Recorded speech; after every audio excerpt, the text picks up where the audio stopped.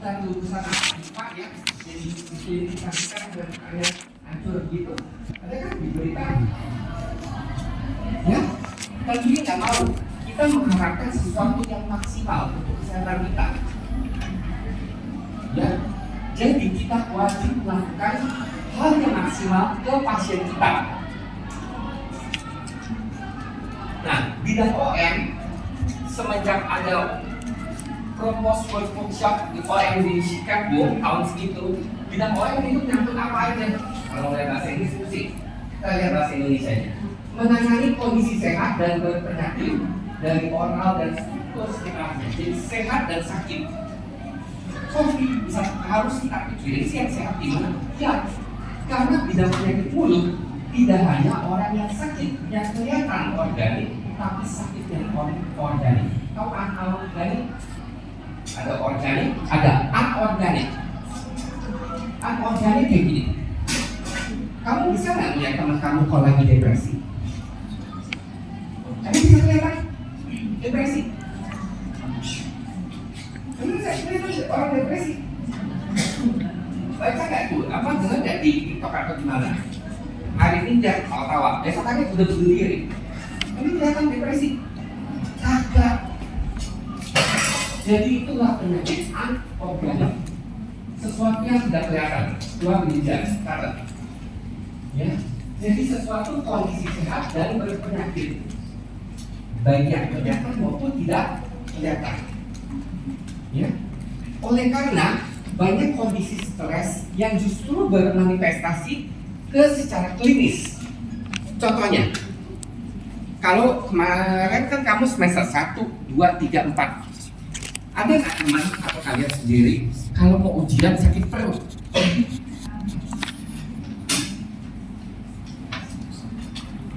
Atau belum belajar deh, pasti sakit perut gitu. Ya. Nah, stres itu bisa bermanifestasi klinis. Bisa nggak kita cuma terapi sakit perutnya? Bisa. Kita mesti terapi dan anorganiknya, stresnya, dan itu dia. Kemudian dari pengobatan bidang biologi, patologi, dan klinis untuk yang diagnosis dan pelaksanaan medis dari orofacial, manifestasi oral, dan dari penyakit sistemik. Nah, sedangkan penyakit sistemik di dalam penyakit mulut itu banyak banget. Lesi oral di penyakit mulut itu ada 496 lesi. Bayangin, kalian hanya cukup belajar 120 doang, pakai doang. Spesialis cuma belajar kalian 250 doang. Sisanya yang dari 496 sampai penyakit sistemik lain itu ada 5.000 lebih. Jadi memang banyak. Bidang penyakit mulut itu tidak terbatas hanya pada yang hal simpel kayak karies kan terbatas ya. Cuma karies gitu. Bedanya satu bisa ngikir yang pakai bagus banget, endonya bisa wah keren begini bagus banget. Tapi bidang penyakit mulut memang memerlukan suatu pemikiran kognitif yang mendalam dan terkoneksi dari berbagai bidang ilmu. Itu yang susahnya di situ. Oke. Dan terakhir, pelaksanaan kelainan jiwa dan pelaksanaan oral dan gigi pada pasien kompromis medis. Ya, itulah bidang penyakit mulut. Gak cuma sariawan pakai analog, itu sih banget. Ya, tapi kalau sariawan terus menerus bolak-balik, ternyata penyebabnya adalah kondisi stres atau kondisi dia kecemasan tinggi. Tahu nggak orang yang cemas gitu? Nggak bisa ya. Kecuali kalau dia pakai kalung tulisan saya cemas. Tapi nggak ada yang begitu kan?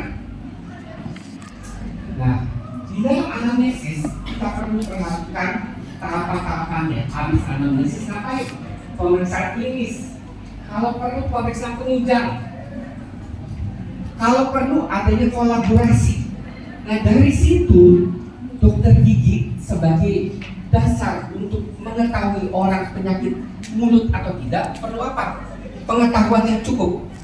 Kalau basic knowledge-nya kurang, pasti salah diagnosis. Kalau saya coba ini, saya tahu. Bisa nggak saya dibilang TBC? Dok, kan saya bisa dapat juga. Bedanya kenapa? Orang TBC apakah selalu batok?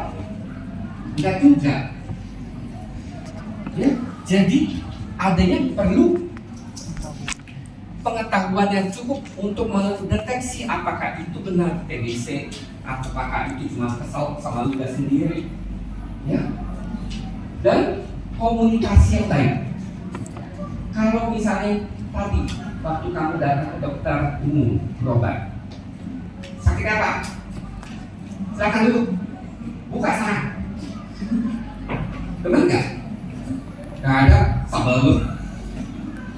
Ya, komunikasi. Jadi perlu adanya komunikasi yang baik dengan pasien. Komunikasi yang baik bagaimana? Komunikasi yang empati. Tahu empati? Beda dengan simpati. Nanti ada diajarkan. Ya.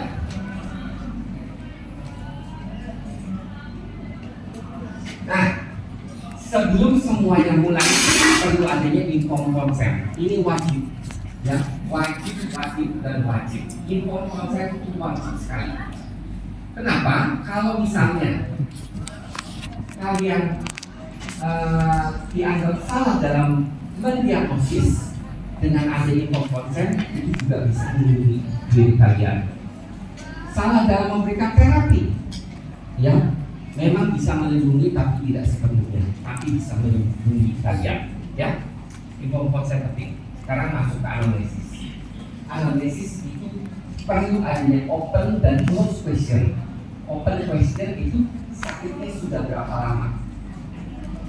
Ya, kalau close question dia jawab ini, sakitnya sudah 3 hari dong. Oh, sudah 3 hari jadi sakitnya. Itu close question. Ya, kalau open sekali lagi dia menjawab sebisanya dia, semau dia. Ya, apa yang Anda keluhkan? Itu open question. Oke? Kapan kita menggunakan close, kapan kita menggunakan open? Kombinasi selalu. Kalau pada anak kecil, biasanya kita selalu menggunakan close question. Why? Kenapa? Karena anak kecil belum bisa secara sistematik menghitung, menyampaikan, menjelaskan secara sistematik apa yang dia keluhkannya, sehingga kita perlu menebak-nebaknya dengan close question. Ya, begitu pun dengan orang-orang dengan gangguan jiwa, dan bisa kita open question. Ya, kita juga ikut gila. Oke? Nah, di open itu tujuannya sekali lagi ini kalau ujian kalau di catat yang slide ini mendapatkan facts, kenyataan, kondisinya yang nyata gimana, mendapatkan feeling dia dan memprovok pemikirannya supaya dia mau menjelaskan sejujurnya. Ya, open question. Tapi open question ada seringkali kebablasan. Contohnya, memang kalau di luar negeri sesuatu yang heboh-heboh pasti dianggapnya normal. Tapi di budaya kita kayaknya kok masih tabu. Contoh gini, suka main cewek kan? Bukan? Kaget kan? Kalau ditanya begitu, kalau di luar negeri suka main cewek? Oh suka, berapa kali? Oh 3 kali, kayak minum obat. Ya, tapi di Indonesia nggak mungkin kita tanyakan begitu. Ya, mungkin ada sedikit bahasa-bahasa yang memang kita perhalus. Jadi itu masuknya open question. Tapi memang dengan bahasa yang diperhalus. Ya. Kita lihat video. Pasien menutupi sesuatu.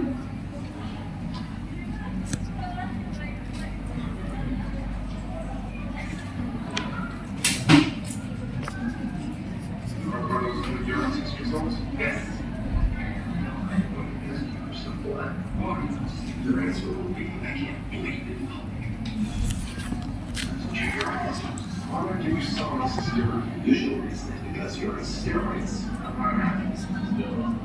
Second favorite is drugs. Not complaining. Third favorite reason is you have insurance with your friend Eggs Benedict, doesn't it? Eggs describes most symptoms.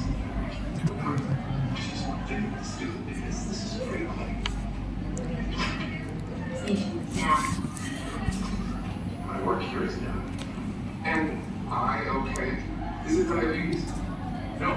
You're right. Ya, saya juga pernah dapat pasien yang menutupi sesuatu. Dia nggak secara jujur datangnya. Intermezzo. Saya juga pernah punya pasien perempuan, belum married, dan saya belum spesialis. Saat itu datang dengan keluhan isinya berdarah. Kemudian saya lakukan scaling. Setelah lakukan scaling sudah bersih, oke lah, beres dong, karena nggak ada lubang sama sekali juga beres. Besok hari bisa datang lagi. Oh, keluhannya apa? Ada sedikit white spot. Namanya white spot kan belum terjadi karies ya, just white spot. Mau digimanain? Ya udahlah, buat tutupin sedikit pakai bonding buat nutup, supaya white spotnya sedikit samar. Besok ada datang lagi. Bingung nggak kenapa? Katanya karang gigi masih ada. Gigong ke pas periksa gigong, bukan karang gigi. Pas waktu saat diperiksa, perawatnya keluar, tiba-tiba diperiksa, ini karangnya bisa pindah ke paha dong. Betul nggak? Ini kan karangnya di handles, tidak pun, langsung. Jadi ada masuk-masuk tertentu dari pasiennya ke nah ya, pasien menutupi sesuatu. Ya. Itu salah satu contohnya. Ada lagi contoh dosen di Untar, LK. Teman sejawat aku, dia ngajar di bagian fisiologi kalau nggak salah ya. Juga seringkali dia ramai banget pasien itu, terutama pada anak muda. Yang anak muda seringkali sebagai pasiennya, dan nggak ada sakitnya pun kita dapat.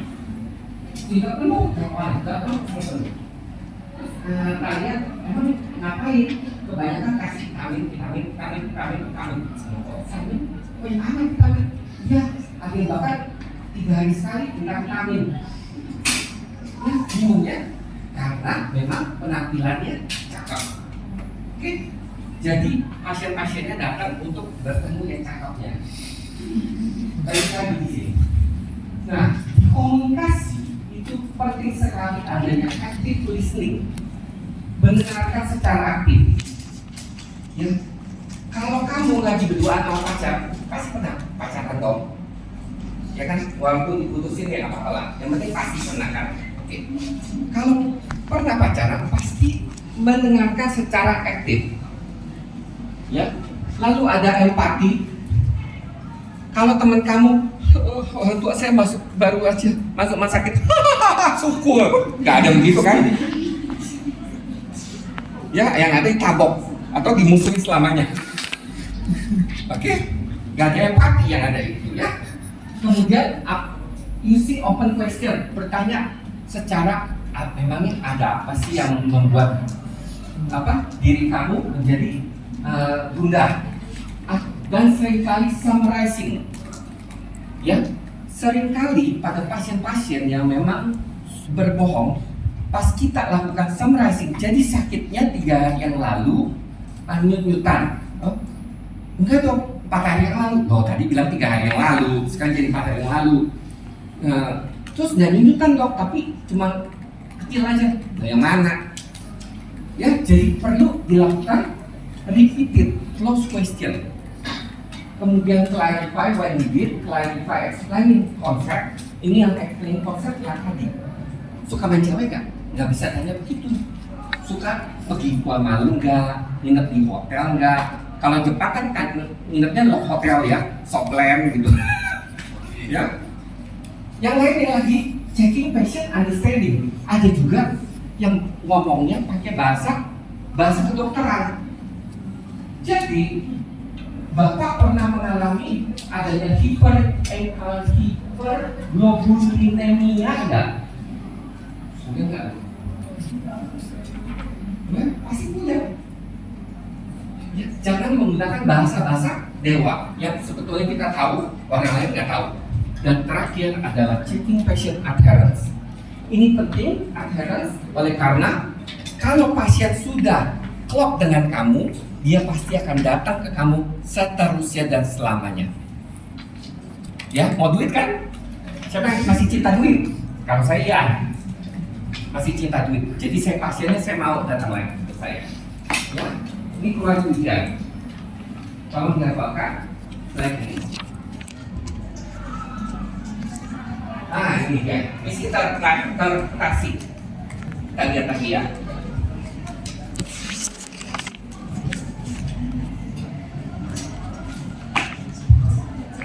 My asthma. They said they fixed it, but it didn't make any difference at all. Well, sometimes doctors make mistakes. Yeah. Try twice as hard to fix it. The whole time, Sure. So you're right. I'm an idiot. Let's show you how your meal works.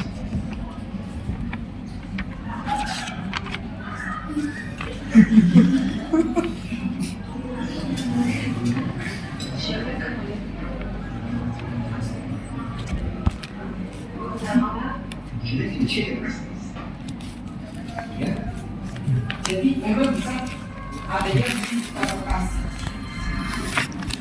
Contohnya yang paling dekat, saya punya kader, saya di dalam Jepang. Dia bukan seorang dokter, bukan juga medis. Saya minta ukur tekanan darahnya. Pas diukur, kok rendah amat? 90/40. Kok rendah ya? Coba ukur lagi.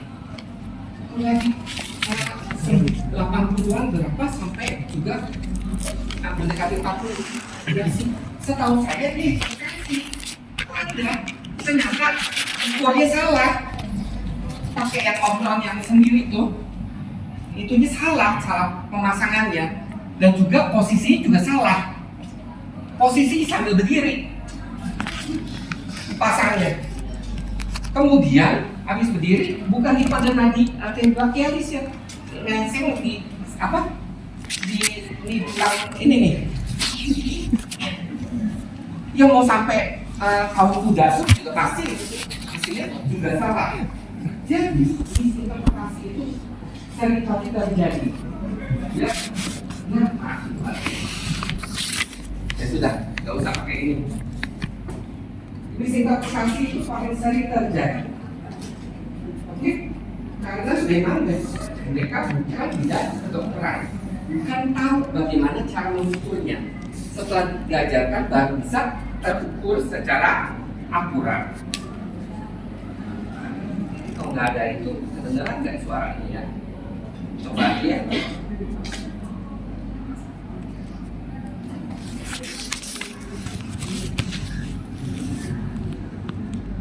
Usually works in the morning, especially if I slept with my arm. If I sleep with my back, when I'm out, I'm usually okay. So your arm only hurts after you lie on top of it all night. Yeah. Well, what about, I don't know, not doing that? Yeah, that's how I sleep. So I've always slept. Surgery? Do what? Take out some cartilage or something? You're not sleeping on some cartilage, you're sleeping on your arm. Do I remove my arm?